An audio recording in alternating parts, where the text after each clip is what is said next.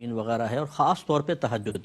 کہ پورے سال میں کسی کو شاید اتنا موقع نہ مل سکے جتنا رمضان میں اس کو آسانی سے موقع مل سکتا ہے۔ سحری کے لیے اٹھتے ہی ہیں، فجر کے لیے وضو کرنا ہے، پہلے وضو کریں، 2 رکعت نماز پڑھیں، سحری کر لیں، تو یہ بہت ہی اچھا ہو جائے گا کہ پورے رمضان میں کم از کم آپ یہ کہہ سکتے ہیں کہ میں تہجد گزار رہا۔ سبحان اللہ۔ اس کے علاوہ پھر قرآن پاک کی تلاوت ہے، اذکار الہیہ ہیں، جیسے حضرت نے اشارہ فرمایا کہ سرکار نے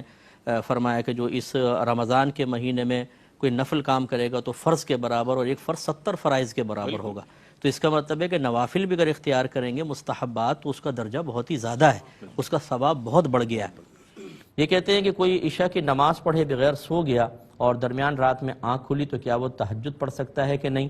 تہجد کا وقت یاد رکھیں، عشاء کے فرائض ادا کرنے کے بعد، اور پھر انسان سو جائے تھوڑی دیر، پھر اٹھے گا تو تہجد کا وقت شروع ہو گیا۔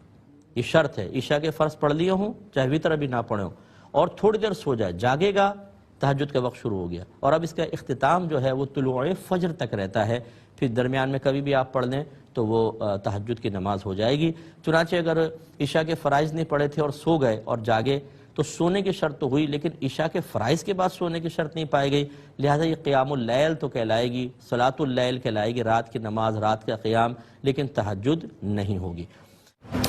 یہ تہجد کا طریقہ یہ ہے کہ نفل نماز ہوتی ہے، 2 کر کے پڑھیں، کم از کم 2، زیادہ سے زیادہ 8 رکعتیں نبی کریم سے منقول ہے،